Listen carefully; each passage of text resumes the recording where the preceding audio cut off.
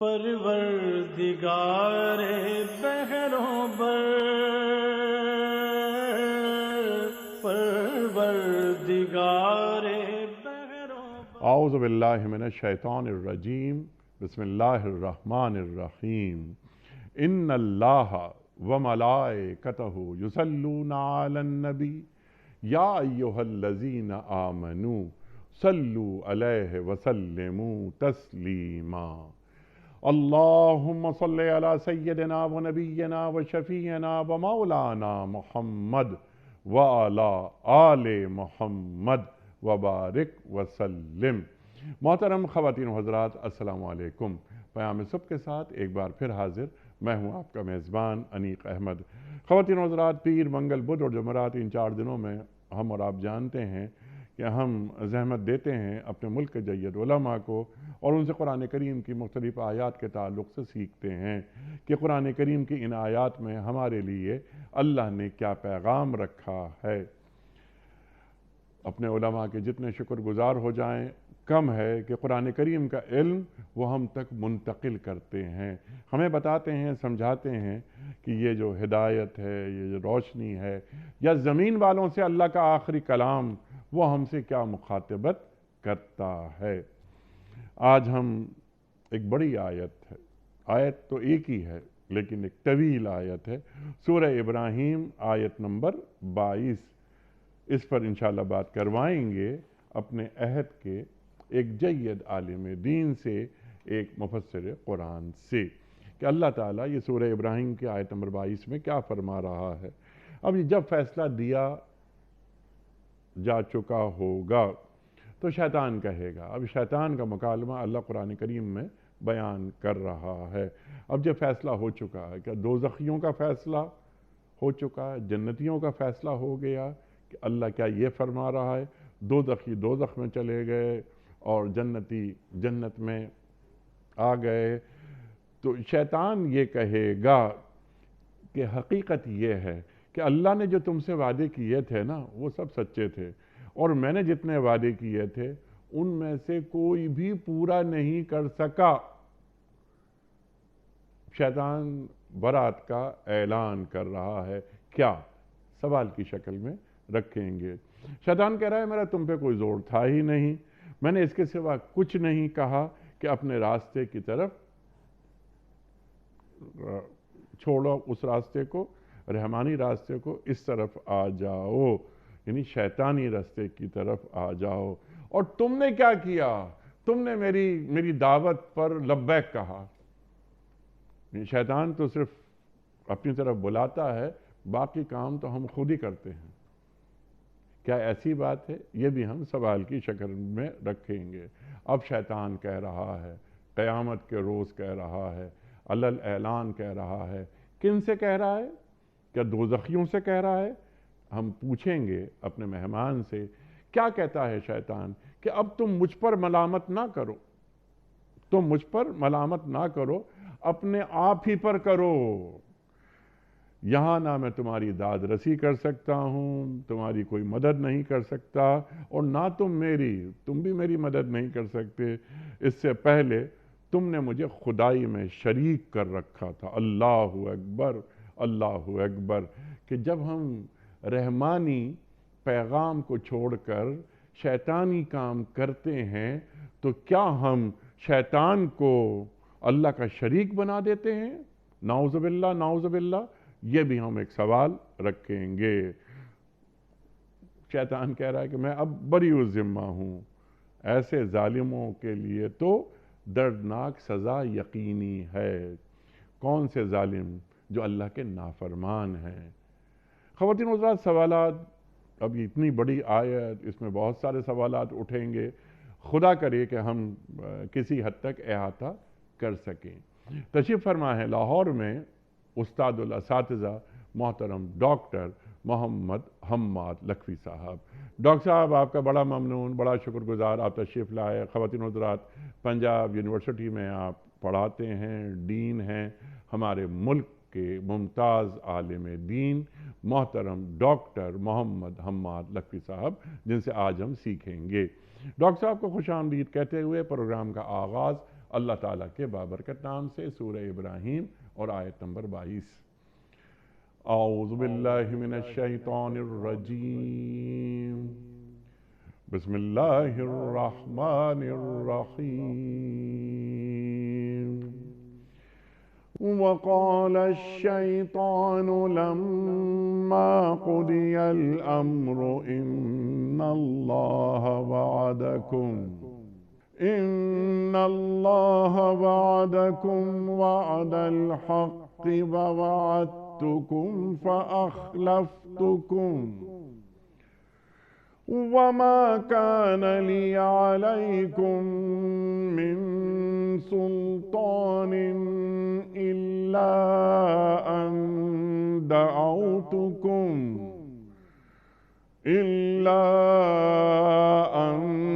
دعوتكم فاستجبتم لي فلا تلوموني ولوموا أنفسكم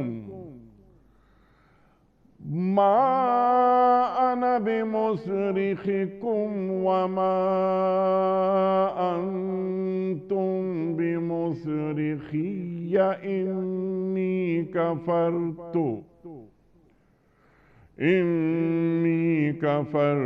بما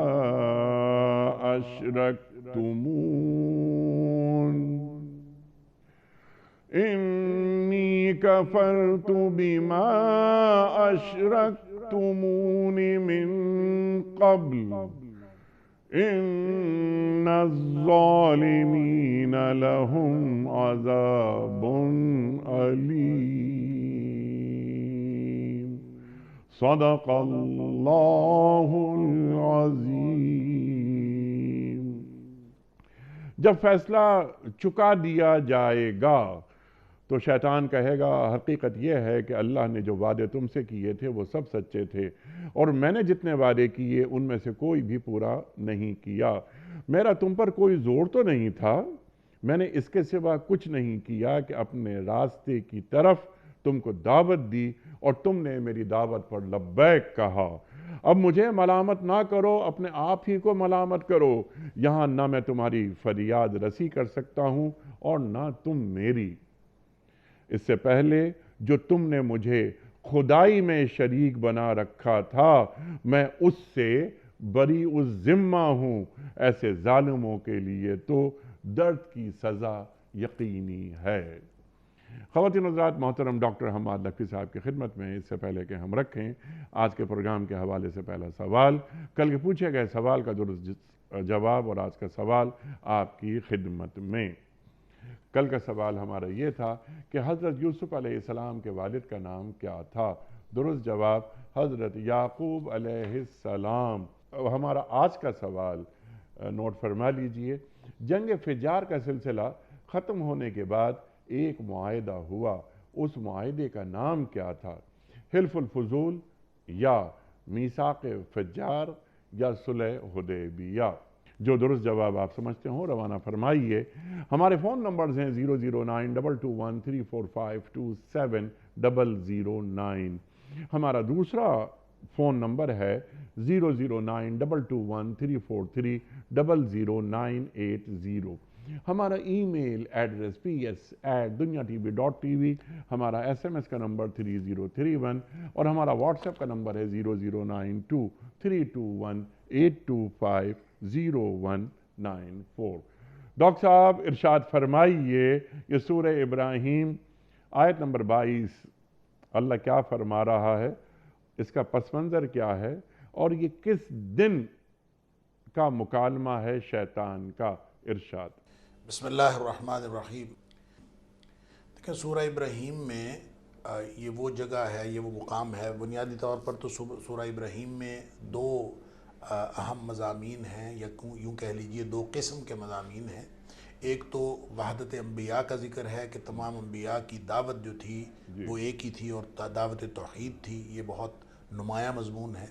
اور دوسرا نمایاں مضمون یہ ہے کہ اس دعوت توحید کے نتیجے میں دو قسم کے رویے پیدا ہوتے ہیں۔ ان دونوں قسم کے جو رویے ہیں ان کا انجام مختلف ہے، اور جو نیکی کے راستے پر چلتے ہیں ان کا انجام جو ہے وہ جنت ہے، اللہ کے انعامات ہیں، اور جو لوگ نیکی کے راستے پر نہیں چلتے اور شیطان کی بندگی کرتے ہیں ان کا انجام جو ہے وہ انتہائی بھیانک اور خوفناک ہے۔ اسی سلسلے میں اللہ کریم نے اس حصے میں یہ جو آیت نمبر 18 سے لے کر آیت نمبر 37 تک کا جو حصہ ہے اس میں ایک مثال بھی بیان کی آیت نمبر 18 میں کہ ان کے کافروں کے اعمال جو ہیں وہ راکھ کی طرح ہیں، اور بالکل ایسے وہ قیامت والے دن جو ہیں وہ راکھ بنا کر جیسے اڑا دیے جائیں گے، ان کے پاس کچھ بھی نہیں ہوگا۔ اسی طرح سے بعض مقامات پر اللہ کریم نے حبام منثورہ یعنی جیسے یہ گرد و غبار بنا کے اڑا دیا جانا، اس کی مثال بھی دی ہے۔ گویا کہ کافروں کے کیے ہوئے جو اعمال ہیں وہ دنیا میں تو ان کو فائدہ دے سکتے ہیں، اخروی اعتبار سے ان کی کوئی حیثیت نہیں ہے اور ان کو کوئی فائدہ نہیں ہوگا۔ تو اس میں پھر آگے جہنم کا ذکر ہے۔ ظاہر ہے جو کفر کا رویہ ڈیولپ ہوتا ہے توحید کی دعوت کے مقابلے میں، اس کے نتیجے میں پھر جہنم کی سزا ہے جو اللہ کریم نے قرآن حکیم میں بار بار بیان فرمائی ہے۔ اس میں اس آیت سے پہلے، آیت نمبر 22 سے پہلے ان جہنمیوں کا آپس میں مکالمہ ہے، اور جہنمیوں میں سے بھی جو لوگ ایک تابع اور ایک متبوع، کچھ لوگ وہ جو سردار قسم کے لوگ ہیں اور کچھ وہ لوگ جو عوام الناس جو پیچھے چلنے والے ہیں، تو جو پیچھے چلنے والے ہیں وہ اپنے بڑوں کو جب جہنم میں دیکھیں گے تو وہ ان سے کہیں گے کہ تم لوگوں نے ہمیں گمراہ کیا ہے، اور اثر جو گمراہی ہے ہماری گمراہی کی وجہ تم لوگ بنے ہو، لہٰذا یہ گویا تمہیں سزا ملنی چاہیے تھی اور یہ ہماری سزا کے بھی مستحق اصل میں تم ہو۔ تو وہ آگے سے کہیں گے کہ ہم نے کون سا تمہیں مجبور کیا تھا، اور یہاں ہم چاہے صبر کریں اور چاہے یہاں جزا فضا کریں، شور مچائیں، سب برابر ہے۔ یہ وہاں گویا اللہ کریم نے یہاں منظرنامہ بیان فرمایا ہے جہنم کا۔ اس کے فوراً بعد یہاں شیطان کا تذکرہ ہے۔ تو اس کا مطلب یہ ہے کہ یہ شیطان بھی اسی یعنی یہ جو خطاب شیطان کا ہے، جو تقریر ہے اس کی، یہ بھی جہنم کے اندر جہنمیوں کو ہی کہہ رہا ہوگا، اور یہ اس وقت کا لما قضی الامر جو ہے یہ بھی بتا رہا ہے کہ جب جنت جہنم کا فیصلہ ہو چکا ہوگا، کیونکہ لما قضی الامر کے الفاظ احادیث کے اندر بھی آئے ہیں، اور یہ اسی صورت کے لیے ہیں جب یہ پورا سسٹم اور نظام مکمل ہو جائے گا۔ اللہ تعالیٰ نے امتحان کے لیے جو کارخانہ قدرت بنایا موت حیات کا، اس کے بعد پھر برزخ ہے، برزخ کے بعد پھر حشر ہے، اور حشر کے بعد پھر جب جنت دوزخ کا فیصلہ ہو جائے گا، جنتی جنت میں چلے جائیں گے، جہنمی جہنم میں چلے جائیں گے، سسٹم گویا مکمل ہو جائے گا۔ اس وقت کے کچھ حالات احادیث کے اندر جنتیوں کے بھی آئے ہیں اور اس وقت کے حالات جہنمیوں کے بھی آئے ہیں۔ یہ اسی موقع کی بات ہے کہ جب بڑے اور چھوٹے جہنمی یعنی سردار، حاکم اور محکوم جہنمی وہ آپس میں مکالمہ کر رہے ہوں گے، تو اسی موقع پر شیطان کی یہ تقریر موجود ہے کہ یہ تقریر کیوں کرے گا۔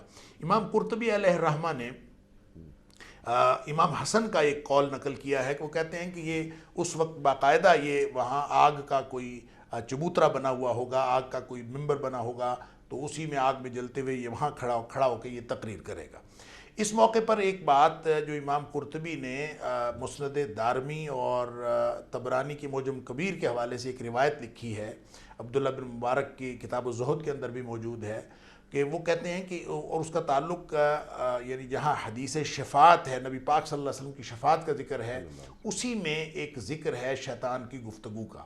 تو غالباً یہی وہ گفتگو ہے جو شیطان کرے گا، کہ اس میں یہ ہے کہ نبی کریم صلی اللہ علیہ وسلم نے فرمایا کہ حضرت عیسیٰ علیہ السلام کے پاس لوگ جب جائیں گے، یا حضرت عیسیٰ علیہ السلام لوگوں کی رہنمائی کریں گے کہ تم اپنی شفاعت کے لیے نبی کریم صلی اللہ علیہ وسلم کے پاس چلے جاؤ، تو لوگ میرے پاس آ جائیں گے اور میں ان کی شفاعت کروں گا، اور اس شفاعت کی برکت سے اللہ تعالیٰ ایک ایسی خوشبو پیدا کرے گا جیسی خوشبو جو ہے اس سے پہلے کبھی کسی نے نہیں سونگھی ہوگی۔ اور اس وقت جو ہے وہ اس کا یعنی نبی کریم صلی اللہ علیہ وسلم نے اس کی ڈسکرپشن یہ بھی دی کہ خوشبو بھی پھیل جائے گی، ماحول بھی ایسا ہو جائے گا، اور میرے ناخنوں سے لے کر سر تک جو ہے وہ نور ہی نور ہوگا، اور لوگ اس کو محسوس کر رہے ہوں گے۔ جب یہ کیفیت ہوگی اور اللہ تعالیٰ میری شفاعت بھی قبول فرما لیں گے، تو جو جہنمی ہیں وہ جائیں گے شیطان کے پاس، اور وہ سمجھیں گے کہ اب اس ماحول میں کہ جب لوگوں کی شفاعت ہوئی ہے اور جنتیوں کو فائدہ ہوا ہے،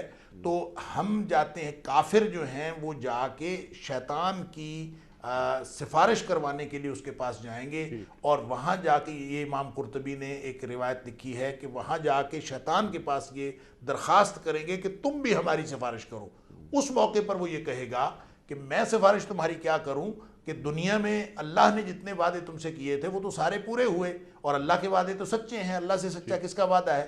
تو میں نے جو دنیا میں تمہارے ساتھ وعدے کیے تھے وہ بھی سارے میں نے خلاف ہی کیے ہیں، میں نے تو کوئی وعدہ پورا کیا ہی نہیں، اور میں تو دھوکہ ہی دیتا رہا۔ گویا اس بات کا اعتراف کرے گا جس مقصد پر اور جس مشن پر وہ دنیا میں لگا رہا اور انسانوں کو گمراہ کرنے کے، جس کو سورہ نساء کے اندر فرمایا یعدہم ویمنیہم، کہ یہ لوگوں کو وعدے دلاتا ہے اور ان کو تمنائیں دلاتا ہے، آرزوئیں دلاتا ہے، ان کو امید دلاتا ہے، اور وما یعد الشیطان الا غرورا، اور جو بھی یہ وعدہ دلاتا ہے اصل میں وہ دھوکہ ہوتا ہے۔ اس کا یہ اعتراف کرے گا کہ میں نے تو دنیا میں تمہیں ہر قدم پہ دھوکہ دیا، اور پھر ساتھ یہ بری ذمہ ہونے کی بات کرے گا کہ میں نے کون سا تمہیں مجبور کیا تھا، میرے اوپر، میرے پاس سلطان من سلطان، کہ میرے پاس سلطان کہتے ہیں کہ کوئی کسی قسم کا غلبہ ہونا، سلطان غلبے کو کہتے ہیں، کہ میں نے کون سا مجبور کیا تھا تمہیں کسی غلبے کے ذریعے، میں نے کوئی ڈنڈے کے زور پہ تھوڑی تمہیں منوایا تھا کہ تم میری بندگی کرو، میرے پیچھے چلو،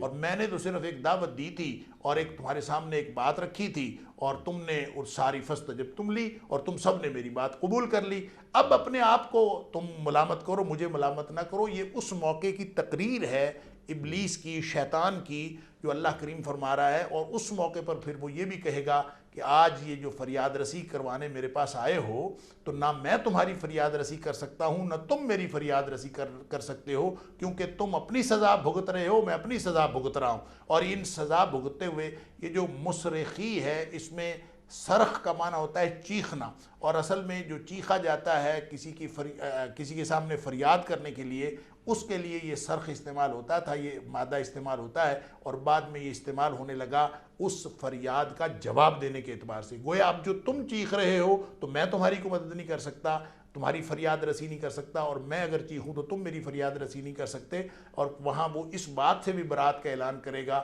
کہ جو تم دنیا میں مجھے شریک ٹھہراتے رہے، میں اس سے بھی انی کفرت، جو تم اس سے پہلے مجھے شریک کرتے رہے ہو، اس سے بھی میں بالکل بری و ذمہ ہوں۔ تو یہ گویا اس کی تقریر اس موقع پر ہے جب جہنمی جہنم میں جا چکے ہوں گے۔ لما قضی الامر اسی بات کو واضح کرتا ہے۔ سبحان اللہ، سبحان اللہ۔ آپ نے پوری آیت مکمل فرما دی کہ بنیادی موضوعات کیا ہیں، بنیادی نکات کیا ہیں، جو اللہ تعالیٰ نے ایک آیت میں بیان فرما دی ہے، تاکہ تم جان لو کہ جو قرآن کریم میں بیان کر رہا ہے اللہ، یہ بات یقینی ہے کہ قیامت کے دن ایسا ہی ہوگا، تو شیطان سے محفوظ رہنے کے طریقے اپنا لو۔ رحمان جس طرح دیکھنا چاہتا ہے اس طرح اپنی زندگی گزارو۔ اچھا ڈاکٹر صاحب، یہ بات تو آپ نے بالکل ایک ایک چیز واضح کر دی۔ اب کچھ سوالات ہم اٹھاتے ہیں تاکہ بات بالکل واضح ہو جائے۔ اللہ نے جو تم سے وعدے کیے تھے وہ سب سچے تھے، میرے وعدے جھوٹے تھے، اور میں تو کوئی بھی وعدہ پورا کر ہی نہیں سکا۔ یہ شیطان کہہ رہا ہے قیامت کے دن دوزخ میں کھڑے ہو کر، جیسا کہ آپ نے ہمیں سمجھا دیا۔ اللہ کے وعدے کون سے ہیں اور کون سے ہوتے ہیں، اور شیطان کے وعدے کون سے ہوتے ہیں؟ من اصدق من اللہ قیلا، اللہ تعالیٰ سے سچی بات کسی کی ہو ہی نہیں سکتی۔ اللہ تعالیٰ نے قرآن کریم میں بہت سارے وعدے کیے ہیں اہل ایمان کے لیے، تو چند وعدوں پر روشنی آپ ڈالیے تاکہ ہمیں معلوم ہو کہ ہم اہل ایمان ہیں۔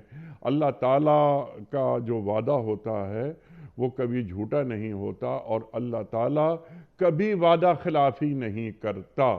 ارشاد۔ دیکھیں، سب سے پہلی بات تو اللہ کا وعدہ یہ ہے کہ جو بھی کوئی نیک عمل کرے گا، اللہ تعالیٰ نے فرمایا فَلَنُحْيِيَنَّهُ حَيَاةً طَيِّبَةً، ہم اس کو، چاہے وہ مرد ہو چاہے وہ عورت ہو، اگر وہ نیک عمل کرے گا حالت ایمان میں، تو ہم اس کو پاکیزہ زندگی عطا کریں گے دنیا میں۔ وَلَنَجْزِيَنَّهُمْ أَجْرَهُمْ بِأَحْسَنِ مَا كَانُوا يَعْمَلُونَ، اور دنیا میں جو وہ عمل کرتے رہے ان کا ہم بہترین اجر ان کو عطا کریں گے۔ یہ اللہ کا وعدہ ہے۔ اب دیکھیں، اللہ تعالیٰ کا ایک وعدہ یہ بھی ہے کہ جو میرا کفر کرے گا میں اس کو جہنم دوں گا، اور جو میری بات مان لے گا، میرے اوپر ایمان لے آئے گا، میں اس کو جنت عطا کروں گا۔ جنت اور جہنم دو باتیں، دو مقامات ہیں، دو باتیں نہیں ہیں، بلکہ یہ دو مقامات ہیں جو اللہ کریم نے بنا دیے ہیں۔ گھر دو ہی ہیں، ایک جنت ہے اور ایک جہنم ہے۔ اور اللہ تعالیٰ نے دنیا میں جتنے بھی جو بھی لوگ اعمال کر رہے ہیں ان سب کے ساتھ یہ وعدے کیے ہیں کہ جو نیکی کا عمل کرے گا وہ میرے جنت میں جائے گا، اور جو برا عمل کرے گا وہ جہنم میں جائے گا۔ لیکن اس کے ساتھ جو چھوٹی چھوٹی باتیں ہیں ان میں بھی اللہ کریم نے ایک معاہدے کی، ایک وعدے کی بات کی ہے۔ مثال کے طور پر اللہ تعالیٰ نے فرمایا فَاذْكُرُونِی اذْكُرْکُم، تم مجھے یاد کرو میں تمہیں یاد کروں گا۔ اور اس کا مطلب یہ ہے کہ جب انسان اللہ کا ذکر کرتا ہے تو اللہ تعالیٰ اس کا ذکر کرتا ہے۔ اس کی حدیث میں تشریح آئی کہ نبی کریم صلی اللہ علیہ وسلم نے فرمایا کہ اللہ فرماتا ہے کہ جب تم اپنی انفرادی طور پر میرا ذکر کرتے ہو، مجھے یاد کرتے ہو، تو میں انفرادی طور پر اپنے بندے کو یاد کرتا ہوں، اور اگر میرا بندہ جو ہے وہ اجتماعی طور پر محفل میں مجھے مجلس میں یاد کرتا ہے تو میں اس سے بہتر مجلس یعنی فرشتوں کی مجلس میں اس کو یاد کرتا ہوں۔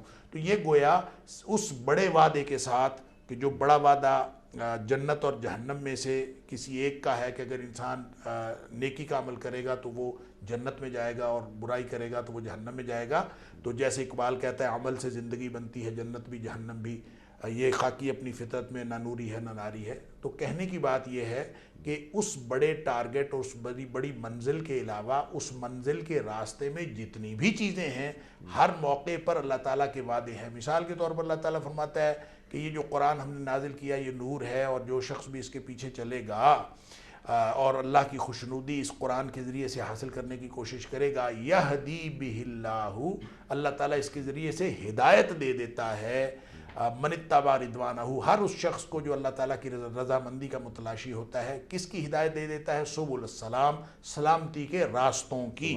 تو سلامتی کے راستوں کا مطلب یہ ہے کہ قدم قدم پہ اس کو سلامتی میسر آتی ہے، یہ بھی اللہ کا وعدہ ہے۔ تو اس طرح سے اللہ تعالیٰ مختلف مقامات پر یہ وعدہ کرتا ہے، جیسے بنی اسرائیل کے ساتھ وعدہ کیا تھا کہ تم میرا وعدہ پورا کرو میں تمہارا وعدہ پورا کروں گا۔ کیا مطلب؟ تم میرا عہد پورا کرو میں تمہارا عہد پورا کروں گا، اور تمہیں میں دنیا میں بھی عروج عطا کروں گا اور آخرت میں بھی عروج عطا کروں گا۔ تو لہٰذا یہ وہ سارے وعدے ہیں۔ پھر جو دعا ہے جو ہمیں سورہ فاتحہ کے اندر سکھائی گئی اہدنا الصراط المستقیم، تو اس کے جواب میں بھی نبی کریم صلی اللہ علیہ وسلم نے فرمایا کہ جب بندہ کہتا ہے اہدنا الصراط المستقیم تو اللہ تعالیٰ فرماتا ہے وَلِعَبْدِ مَا سَأَلَ، اور میرے بندے نے جو مجھ سے مانگا میں نے اس کو عطا کر دیا، یہ بھی اللہ کا وعدہ ہے۔ تو علی حاصل قیاس جتنے بھی دنیا میں انسان عمل کرتا ہے ہر عمل کے نتیجے میں اللہ کا کوئی وعدہ ہے۔ اب اس میں پھر جو چھوٹی چھوٹی چیزیں ہیں، جو چھوٹے چھوٹے اعمال ہیں، یہ انسان کی زندگی کی جزیات ہیں، اس کے بارے میں بھی مثلاً نبی کریم صلی اللہ علیہ وسلم نے فرمایا کہ جو شخص جس کو پسند ہو کہ میری جو ہے عمر میں اضافہ ہو جائے اور میرے رزق میں برکت ہو جائے، فَلْيَصِلْ رَحِمَهُ، وہ صلہ رحمی کرے۔ گویا صلہ رحمی کرے گا تو اللہ کا وعدہ ہے کہ اس کی عمر میں برکت ہو جائے گی، اس کے رزق میں اضافہ ہو جائے گا۔ علی حاذا القیاس یہ جو نبی کریم صلی اللہ علیہ وسلم نے احادیث کے اندر وعدوں کا ذکر فرمایا ہے یا قرآن میں اللہ نے وعدوں کا ذکر فرمایا ہے، حتمی وعدہ وہ ہے جنت اور جہنم کا، کہ نیکی والوں کے لیے جنت ہے اور برائی والوں کے لیے، کفر کرنے والوں کے لیے جہنم ہے۔ اس سے پہلے یہ پوری زندگی انسان کی قدم قدم پہ اللہ کے وعدے ہیں کہ تم نیکی کرو گے تو میں تمہیں اس نیکی کا اجر عطا کروں گا، اور تم مجھے یاد کرو گے میں تمہیں یاد کروں گا، تم میرے قریب آنے کی کوشش کرو گے، تم میری طرف چل کے آؤ گے میں تمہاری طرف چل کے آؤں گا، تم میری طرف دوڑ کے آؤ گے میں تمہاری طرف دوڑ کے آؤں گا۔ اللہ حاضر القیاس ہر موقع پہ اللہ کی طرف سے کوئی کمی نہیں ہے، اللہ کے وعدے انسان کی پوری زندگی کو محیط ہیں۔ سبحان اللہ سبحان اللہ سبحان اللہ۔ پورے قرآن کریم میں بے شمار وعدے ہیں اہل ایمان کے ساتھ اللہ کے۔ اب یہ شیطان قیامت کے دن جہنم میں کھڑے ہو کے بات کر رہا ہے اور دوزخیوں سے کہہ رہا ہے کہ جو اس کی انگلی پکڑ کے چلتے رہے دنیا میں اور ان کے کرتوتوں کی وجہ سے آج وہ دوزخ میں پہنچ گئے، کہ اللہ کے جتنے وعدے تھے وہ سب سچے تھے۔ اللہ اکبر۔ اب شیطان کہہ رہا ہے اور میں نے جتنے وعدے تم سے کیے وہ سب جھوٹے تھے۔ شیطان انسان کے ساتھ جو تعلق اپناتا ہے اور رشتے کو بڑھاتا ہے، انسان سے بھی ایک رشتہ داری ہو جاتی ہے نا جب ہم شیطان کے راستے پہ چلنے لگتے ہیں۔ اللہ قرآن میں فرما رہا ہے لا تتبعوا خطوات الشیطان، شیطان کے بنائے ہوئے راستے پہ نہ چلو۔ اور شیطان تمہارا کھلا دشمن ہے، لیکن ہم کھلے دشمن کو پہچان نہیں پاتے۔ تو اللہ تعالیٰ یہاں کیا فرما رہا ہے کہ شیطان یہ کہہ رہا ہے کہ اللہ کے وعدے سب سچے تھے، آپ نے بالکل وضاحت سے بات فرما دی۔ شیطان کہہ رہا ہے کہ میرے جتنے وعدے تھے سب جھوٹے تھے۔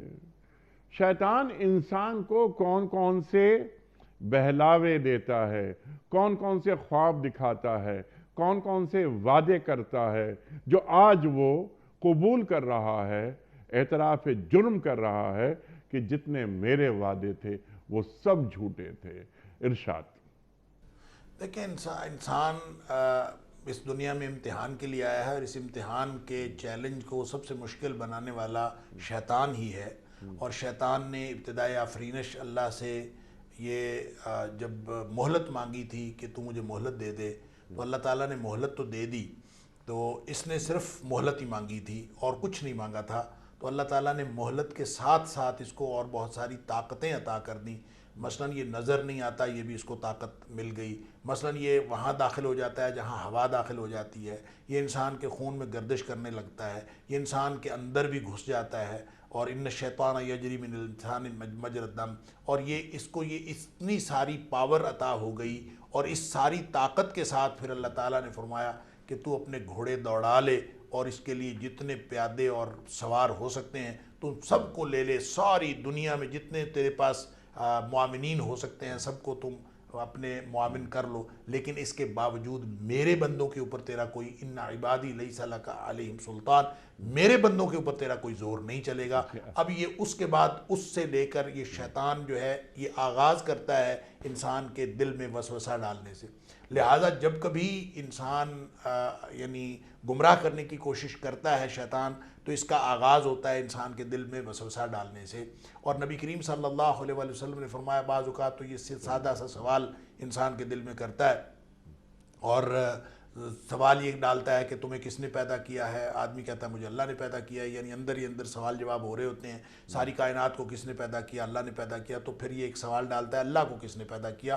تو نبی کریم صلی اللہ علیہ وآلہ وسلم نے فرمایا جب تمہارے ذہن میں یہ سوال آئے تو سمجھ لیجئے کہ یہ شیطان ہے جو تمہارے اوپر حملہ آور ہونے کی کوشش کر رہا ہے۔ پھر اللہ تعالیٰ نے یہ بھی فرمایا الذی یوسوس فی صدور الناس، یہ خناس ہے، اور خناس کا معنی ہوتا ہے چھپ چھپ کے دوبارہ حملہ آور ہونے والا، اور یہ ظاہر ہے پیچھے ہٹتا ہے پھر حملہ آور ہوتا ہے۔ انسان اعوذ پڑھتا ہے تو یہ پیچھے ہٹ جاتا ہے، اذان کی آواز سنتا ہے پیچھے ہٹ جاتا ہے، نیکی دیکھتا ہے پیچھے ہٹ جاتا ہے، انسان بسم اللہ پڑھتا ہے شیطان پیچھے ہٹ جاتا ہے، تھوڑی دیر بعد جب اس کی تاثیر ختم ہوتی ہے پھر آ جاتا ہے۔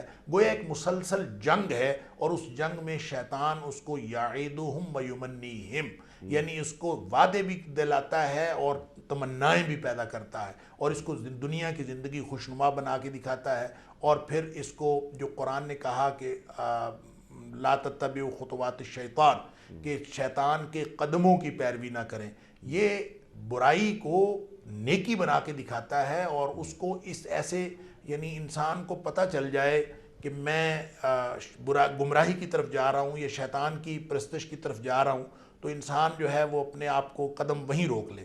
لیکن یہ شیطان جو ہے اس کو یہ چونکہ خناس ہے اور چھپ چھپ کے حملہ آور ہوتا ہے، تو اس کی سب سے بڑا ہتھیار اس کا یہ ہوتا ہے کہ یہ لوگوں کو ایک ایسے سٹیپ کی طرف دعوت دیتا ہے، ایک ایسے قدم کی طرف دعوت دیتا ہے جس قدم کو لوگ زیادہ برا نہیں سمجھ رہے ہوتے۔ سب سے بڑا خطرناک ہتھیار اس کا یہی ہے، اور آدمی اس میں کہتا ہے کہ اس میں کیا حرج ہے، اور یہ کہہ کے آدمی اس کا ارتکاب کر لیتا ہے کہ اس میں تو کوئی حرج نہیں ہے۔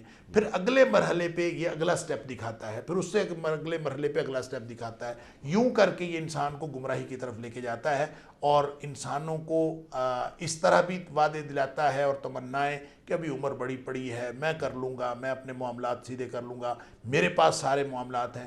اس طرح کر کے انسان کو شیطان گمراہ کرتا رہتا ہے، اور میں جو انسان کی جو مہلت ملی ہوئی ہے اللہ تعالیٰ کی طرف سے، اس مہلت سے فائدہ نہ اٹھانے کے لیے جو سب سے بڑا انیشیٹو دیتا ہے وہ اصل میں شیطان ہی دیتا ہے۔ انسان کو غفلت میں ڈالتے رہنا، انسان کو سلاتے رہنا، اس کو عمل سے پیچھے رکھنا، یہ اصل میں اس کے اور عمل سے پیچھے رہنے کو اپنی کامیابی قرار دینا، یہ شیطان کا حربہ ہے۔ جیسے نبی کریم صلی اللہ علیہ وسلم نے فرمایا کہ جو شخص فجر کے وقت نہیں اٹھتا، سویا رہتا ہے، تو اس کے کان میں شیطان پیشاب کر جاتا ہے، گویا اس کے اوپر کوئی ایک مہر لگ جاتی ہے اور وہ اس کو سونے میں اور زیادہ مزہ آتا ہے۔ اسی طرح جو شخص جو گھر میں داخل ہوتے وقت بسم اللہ نہیں پڑھتا، یا وہ دعا جو نبی کریم صلی اللہ علیہ وسلم نے بتائی وہ نہیں پڑھتا، شیطان اس کے ساتھ گھر میں داخل ہو جاتا ہے، یعنی باہر کا شیطان وہ ساتھ داخل ہو جاتا ہے، گھر کے اندر معاملات خراب کرتا ہے۔ باہر جب انسان نکلتا ہے، نکلتے وقت انسان بسم اللہ نہیں پڑھتا تو شیطان اس کے ساتھ ہی نکلتا ہے، اور نکل کے اور باہر کے شیطان جو ہیں وہ بھی اس کے آ کے اس کو نقصان پہنچاتے ہیں۔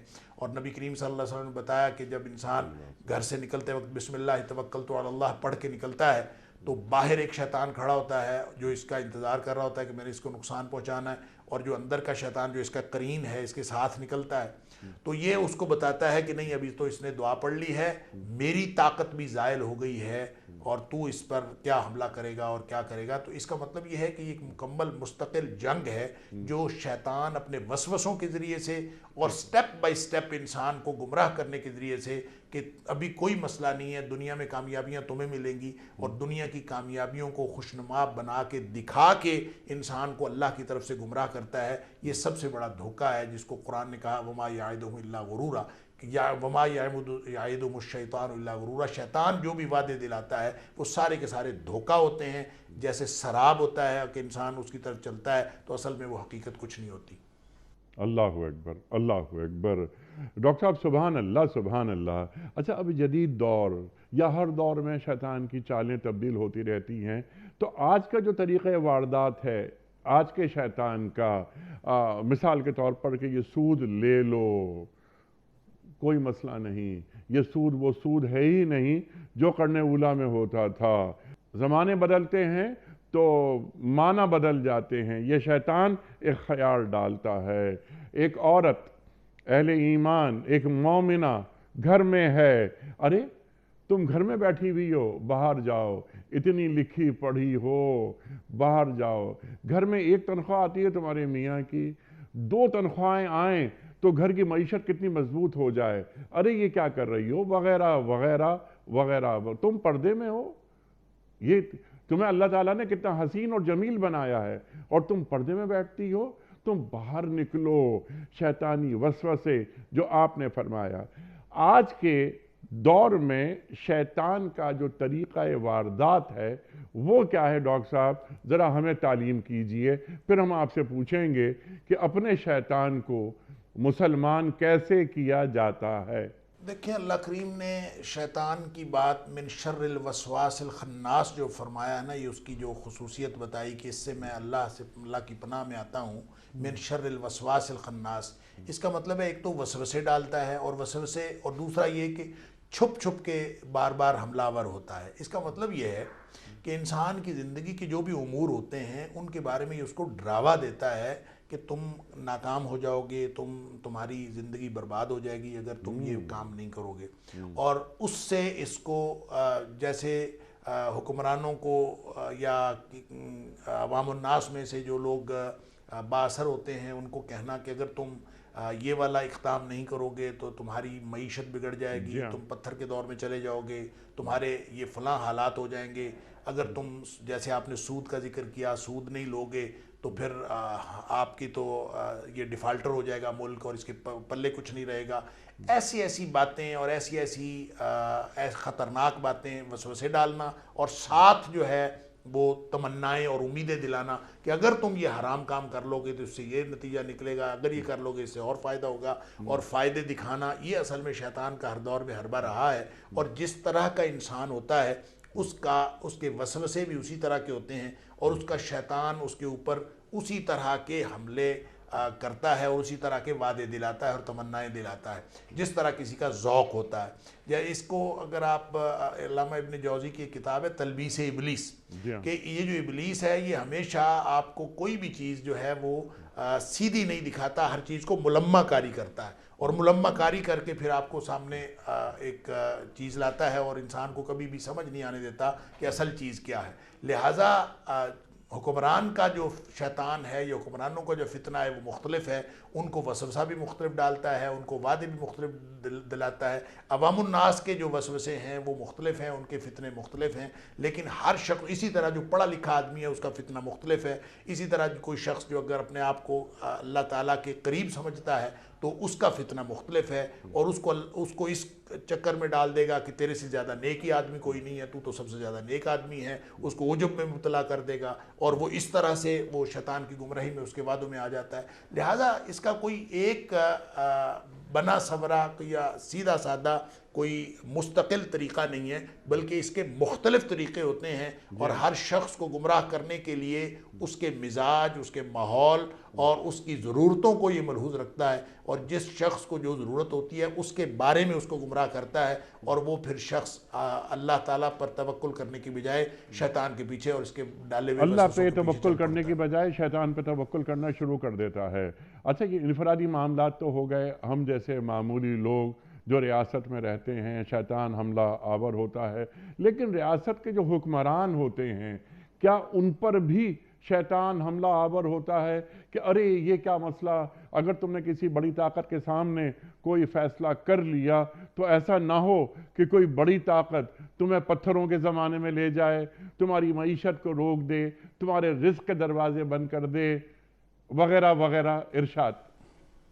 بالکل ایسے ہی ہے. دیکھیں نا, جب انسان یہ سمجھتا ہے کہ فلاں ملک میری مدد کر دے گا تو ہمارا کوئی حکمران یہ سمجھتا ہے کہ فلاں ملک ہماری مدد کر دے گا تو ہم جو ہے وہ بہتر معاشی اور سیاسی پوزیشن میں آ جائیں گے, مضبوط پوزیشن میں آ جائیں گے.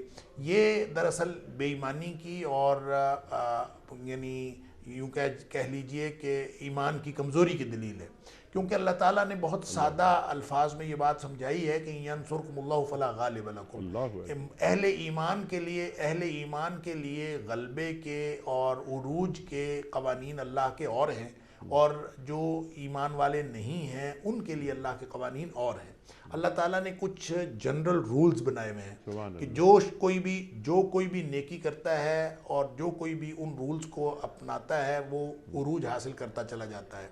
اور وہ رولز جو ہیں جیسے فرمایا ما ینفع الناس فیمکث فی الارض, جو بھی لوگوں کے لیے نفع رسانی کا کام کرتا ہے اللہ تعالیٰ اس کو زمین میں قرار عطا فرماتا ہے. یہ جنرل رولز ہیں, ان سے فائدہ کافر بھی اٹھاتے ہیں, ان سے فائدہ مسلمان بھی اٹھاتے ہیں. لیکن اہل ایمان کو کامیابی کے لیے اللہ تعالیٰ نے صرف ایک ہی رول رکھا ہے, ایک ہی قانون رکھا ہے, اور وہ یہ ہے کہ اگر وہ اللہ کے ساتھ وفاداری کریں گے اور وہ اس کیے ہوئے وعدے پر پورا اتریں گے جو انہوں نے وعدہ کیا اللہ اور اس کے رسول صلی اللہ علیہ وسلم کے ساتھ کہ ہم اپنی زندگی آپ کے سامنے سبمٹ کرتے ہیں, اور اس کے مطابق اگر وہ زندگی گزاریں گے تو پھر ان کو کامیابی ملے گی. گویا واحد ان کی کامیابی کا, اہل ایمان کی کامیابی کا واحد ذریعہ اللہ کی مدد ہوتی ہے. باقی سارے اسباب اس کے مطابق ہوتے چلے جاتے ہیں, لیکن اللہ فرماتا ہے ینصرکم اللہ فلا غالب لکم, اگر اللہ تمہاری مدد کرتا رہے, یہ قانون ہے, فلا غالب لکم, پوری دنیا میں تمہارے اوپر کوئی غالب نہیں آ سکتا, نہ کوئی سیاسی طور پر غالب آ سکتا ہے, نہ کوئی معاشی طور پر غالب آ سکتا ہے,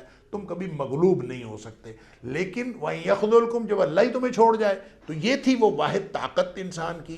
جب اللہ کی مدد مسلمانوں کا اور اہل ایمان کا ساتھ چھوڑ جائے, فَمَنْ ذَا الَّذِي يَنْصُرُكُم مِّن بَعْدِهِ, تو پھر بھری کائنات میں کون ہے جو تمہاری مدد کرے. وَعَلَى اللَّهِ فَلْيَتَوَكَّلِ الْمُؤْمِنُونَ, اہل ایمان کا بھروسہ تو اللہ پر ہونا چاہیے تھا.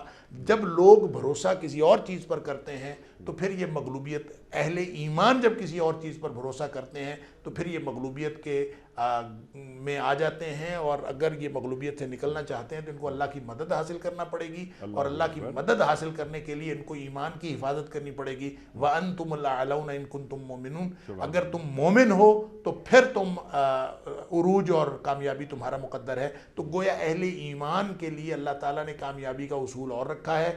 جب اہل ایمان کے اور ایمان کا دعویٰ کرنے والے مسلم حکمران اپنے اس سٹینڈ پوائنٹ کو چھوڑ دیتے ہیں، اس وعدے کے خلاف کرتے ہیں، اور اس دعوے شیطان کے کے خلاف چنگل میں کرتے پھنس ہیں، جاتے ہیں تو ان تو شیطان وہ کے شیطان بتائے کے ہوئے چنگل میں پھنستے ہیں احکامات اور پھر وہ پر عمل کبھی کرتے ہیں۔ سوال میرا ڈاکٹر صاحب یہ ہے کہ حکمران شیطانی چنگل میں پھنس گئے، اس کے بتائے ہوئے طریقے پہ عمل کر رہے ہیں، تو کیا ایسا اور کیوں ایسا ہوتا ہے کہ غلطی حکمران کرتے ہیں اور عوام کو بھگتنا پڑتا ہے؟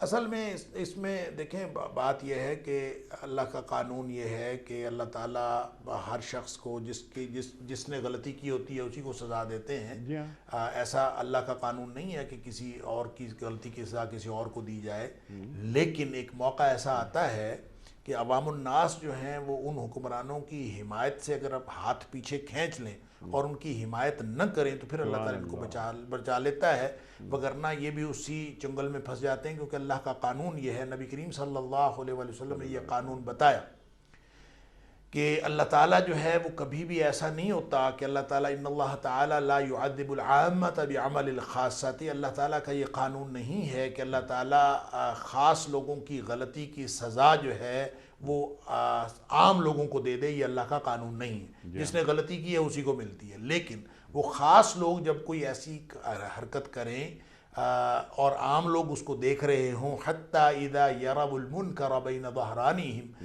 جبکہ وہ عوام الناس جو ہیں وہ اپنے سامنے گناہ ہوتے دیکھیں اور سامنے دیکھیں کہ اللہ تعالیٰ کی نافرمانی ہو رہی ہے، اور وَهُمْ قَادِرُونَ عَلَىٰ أَن يُنْكِرُوهُ، اور وہ اس بات پر قدرت بھی رکھتے ہوں کہ کم از کم زبان سے ہی اس کو ناپسندیدگی کا اظہار کر دیں، فَلَا يُنْكِرُوهُ، پھر بھی وہ اس کا اظہار نہ کریں، تو اگر یہ صورتحال بن جائے تو اللہ تعالیٰ، اللہ کے رسول صلی اللہ علیہ وسلم فرمایا پھر اللہ کا قانون بدل جاتا ہے۔ وَإِذَا فَعَلُوا ذَلِكَ، جب عوام بھی سارے لوگ یہ کرنا شروع کر دیں کہ غلط قسم کے حکمرانوں کی حمایت جاری رکھیں اور ان کو غلط بھی نہ کہیں، جب ایسی صورتحال ہو جائے تو عذب اللہ العامۃ والخاصہ، پھر اللہ تعالیٰ ان خاص لوگوں کی غلطی کی سزا سب لوگوں کو دے دیتا ہے، عام اور خاص سب اس عذاب میں مبتلا ہو جاتے ہیں۔ اللہ اکبر، اللہ اکبر۔ ڈاکٹر صاحب لاسٹ منٹ جاری ہیں، کنکلوڈ فرما دیجئے، اور بس یہ آخری 2-3 پوائنٹس۔ اب شیطان کہہ رہا ہے کہ تم مجھے ملامت نہیں کرو، اپنے آپ ہی کو ملامت کرو، بات یہ بالکل واضح ہے، میں تمہارے لیے اب کچھ بھی نہیں کر سکتا۔ جہنم میں کھڑے ہو کر شیطان بیان کر رہا ہے۔ اب ایک نکتہ جس پر میں چاہتا ہوں کہ آپ بات فرمائیں، تم نے مجھے خدائی میں شریک بنا رکھا تھا، اللہ اکبر، میں اس سے بری الذمہ ہوتا ہوں۔ اب وہ جہنم میں کھڑے ہو کر بری الذمہ ہو رہا ہے اور اپنی برات کا اعلان کر رہا ہے۔ جب ہم رحمان کی فرما برداری سے ہٹتے ہیں اور شیطانی راستوں پر چلتے ہیں تو کیا ہم شرک کے مرتکب ہوتے ہیں؟ دیکھیں بالکل ایسا ہی ہے۔ دیکھیں یہ کلمہ تو اللہ تعالیٰ نے شیطان سے کہلوایا ہے، یا شیطان کہے گا، اور اللہ تعالیٰ نے اس کو قرآن میں بیان کیا ہے۔ اس لیے بعض مفسرین کا خیال یہ ہے کہ شیطان جو اس نے جو یہ کہا انی کفرتو ما اشرکتمونی من قبل، جو اس سے پہلے تم مجھے شریک کرتے رہے ہو میں اس سے بری ذمہ ہوں، تو بعض لوگوں تک کا تو خیال ہے کہ یہ شیطان کا کہنا ہے، اور شیطان کی بندگی تو ویسے ہوتی نہیں ہے، اور شیطان کی بندگی کوئی نہیں کرتا، جو اللہ کی بندگی نہیں بھی کرتے وہ شیطان کی بندگی نہیں کرتے۔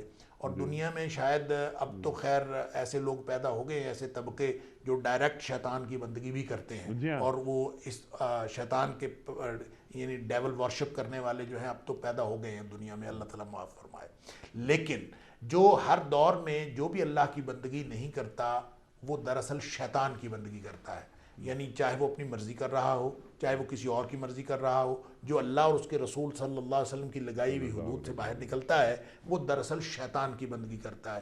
اس کی مثال ایک تو وہ ہے کہ اللہ تعالیٰ فرماتا ہے وَلَا تَتَّبِعُوا خُطُوَاتِ الشَّيْطَانِ، جب تم شیطان کے پیچھے چلتے ہو تو یہ دراصل اللہ کی بندگی، یا ایھا الذین آمنوا ادخلوا فی السلم کافہ، اے ایمان کا دعویٰ کرنے والوں سارے اسلام میں پورے کے پورے داخل ہو جاؤ، ولا تتبعوا خطوات الشیطان، جو اسلام کی بات نہیں مانتا ہے وہ دراصل شیطان کی بات مانتا ہے۔ لہٰذا یہ جو مقابلہ ہے یہ اسلام اور شیطان کا ہے، اگر آپ اسلام کی بات نہیں مانتے تو اس کا مطلب شیطان کی بات مانتے ہو۔ لہٰذا عملاً یہ ہو سکتا ہے کہ آپ کسی وقت کے بڑے کی بات مان رہے ہوں، آپ کسی شخصیت کے پیچھے چلے ہوئے ہوں، آپ کسی نظریے کے پیچھے چلے ہوئے ہوں، دراصل وہ جس کے پیچھے بھی آپ چلتے ہیں وہ شیطان کی بندگی ہے اور اللہ تعالیٰ کے ساتھ شرک ہے۔ جیسے نبی کریم صلی اللہ علیہ وسلم سے پوچھا گیا کہ اتخذوا احبارهم ورهبانهم اربابا من دون اللہ، کہ لوگوں نے، عیسائیوں کی بات ہو رہی تھی کہ انہوں نے اپنے علماء کو اور اپنے درویشوں کو رب بنا لیا اللہ کو چھوڑ کر۔ تو اس پر عدی بن حاتم نے پوچھا تھا، جو اس وقت تک عیسائی تھے اور بعد میں مسلمان ہو گئے رضی اللہ تعالیٰ عنہ، انہوں نے پوچھا کہ ہم لوگ اپنے علماء اور درویشوں کی بندگی تو نہیں کرتے؟ تو نبی کریم صلی اللہ علیہ وسلم نے اس کی وضاحت فرمائی تھی جو ترمذی شریف کے اندر موجود ہے، کہ آپ نے فرمایا تھا کہ اصل میں ان علماء اور درویشوں نے اللہ کے حلال کردہ چیزوں کو حرام ٹھہرایا اور اللہ کی حرام کردہ چیزوں کو حلال ٹھہرایا، اور لوگوں نے واتبعوہم، لوگوں نے ان کی پیروی کی، جو انہوں نے فتویٰ دیا ان کی بات مان لی، ذالک عبادتہم ایاہم، یہ ان کی عبادت کرنے کے مترادف ہے۔ تو اس کا مطلب یہ ہوا کہ جو لوگ اللہ کو چھوڑ کر چاہے اپنے بڑوں کی بات مانتے ہیں، کسی کی بات بھی مانتے ہیں جس میں اللہ اور اس کے رسول صلی اللہ علیہ وسلم کی نافرمانی ہو رہی ہو، تو وہ دراصل شیطان کی بندگی کے مترادف ہے۔ اسی طرح سے جو اللہ تعالیٰ نے فرمایا ارأیت من اتخذ الہہ ہوا، کیا تو نے ایسے شخص کو دیکھا جو اپنے نفس کو معبود بنائے ہوئے ہے؟ تو گویا جو نفس کو معبود بنائے ہوئے وہ بھی دراصل شیطان کی بندگی کرتا ہے۔ تو اس اعتبار سے جو اللہ تعالیٰ نے فرمایا فَاعْبُدُوا اللَّهَ وَاجْتَنِبُوا الطَّاغُوتَ، اللہ کی بندگی کرو اور طاغوت سے بچو۔ اس کا مطلب یہ ہوا کہ جو اللہ کی بندگی نہیں کرتا وہ دراصل غیر اللہ کی بندگی کرتا ہے، اور جو غیر اللہ کی بندگی کرتا ہے وہ دراصل شیطان کی بندگی کرتا ہے۔ سبحان اللہ، سبحان اللہ۔ ڈاکٹر صاحب لاسٹ منٹ میں نے ایک سوال رکھا تھا درمیان میں کہ اپنے شیطان کو مسلمان کیسے کیا جاتا ہے؟ دیکھیں، یہ تو نبی کریم صلی اللہ علیہ وآلہ وسلم نے جب فرمایا کہ ہر شخص کے ساتھ ایک شیطان پیدا ہوتا ہے اور وہ شیطان جو ہے وہ اس کو گمراہ کرنے کی کوشش کرتا رہتا ہے ساری زندگی، تو لوگوں نے پوچھا کہ اللہ کے رسول صلی اللہ علیہ وسلم آپ کے ساتھ بھی شیطان پیدا ہوا ہے؟ آپ نے فرمایا ہاں میرے ساتھ بھی پیدا ہوا ہے، لیکن میں نے اس کو مسلمان کر لیا۔ جی ہاں۔ اب اللہ کے رسول صلی اللہ علیہ وسلم نے تو مسلمان کر لیا، ہم اس کو مکمل مسلمان نہیں کر سکتے۔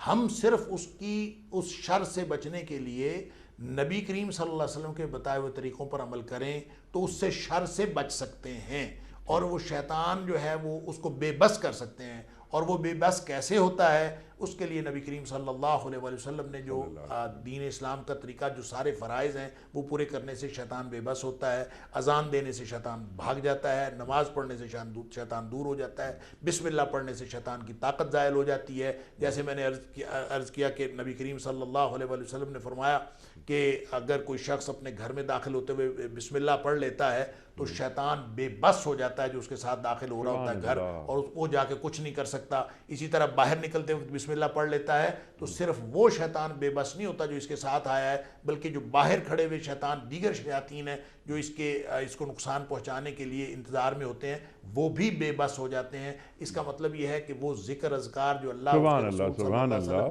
شیطان کو بے بس کرنا یہ ہے ہمارا اصل کام، کہ شیطان ہم پر حاوی نہ ہو پائے، ہمارا سلطان نہ بن جائے۔ ڈاکٹر صاحب میں بڑا ممنون، بڑا شکر گزار آپ کا کہ آپ تشریف لائے اور سورہ ابراہیم کے آیت نمبر 22 پر آپ نے تفصیلی گفتگو عطا فرمائی۔ اللہ تعالی ہمارے علماء کو سلامت رکھے۔ وقت ختم ہوا ہمارے آج کے پروگرام کا، بہت ساری باتیں مزید ہو سکتی ہیں، بہت سارے نکات سامنے آئے، لیکن ڈاکٹر حماد لکھوی صاحب نے بہت اہم نکات کو بہت تفصیلی انداز میں بیان فرما دیا۔ وقت مکمل ہوا۔ کوئز، کل کا سوال ہمارا یہ تھا کہ حضرت یوسف علیہ السلام کے والد کا نام کیا تھا؟ درست جواب حضرت یعقوب علیہ السلام۔ آج کا سوال نوٹ فرما لیجئے۔ جنگ فجار کا سلسلہ ختم ہونے کے بعد ایک معاہدہ ہوا، اس معاہدے کا نام کیا تھا؟ حلف الفضول یا میثاق فجار یا صلح حدیبیہ؟ جو درست جواب آپ سمجھتے ہوں روانہ فرمائیے۔ ہمارے فون نمبرز ہیں 00922134527 009۔ ہمارا دوسرا فون نمبر ہے 0092223400980۔ ہمارا ای میل ایڈریس ps@dunyatv.tv، ہمارا SMS کا نمبر 3031 اور ہمارا واٹس ایپ کا نمبر ہے 00923258250194۔ وقت قرآن دازی کا کراچی میں کوئی مہمان نہیں، یہ خوشگوار فریضہ انشاءاللہ میں ادا کروں گا، اور میں نے یہ فریضہ ادا کر دیا۔ اور یہ ہیں رضیہ نسرین لاہور سے، رضیہ نسرین لاہور سے۔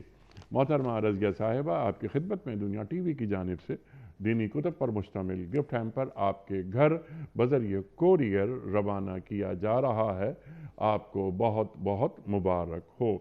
پیام صبح کا اختتام ہوتا ہے روزانہ ایک قول پر، اور وہ قول ہوتا ہے صاحب نہج البلاغہ امیر المومنین حضرت علی مرتضیٰ کرم اللہ وجہہ کا۔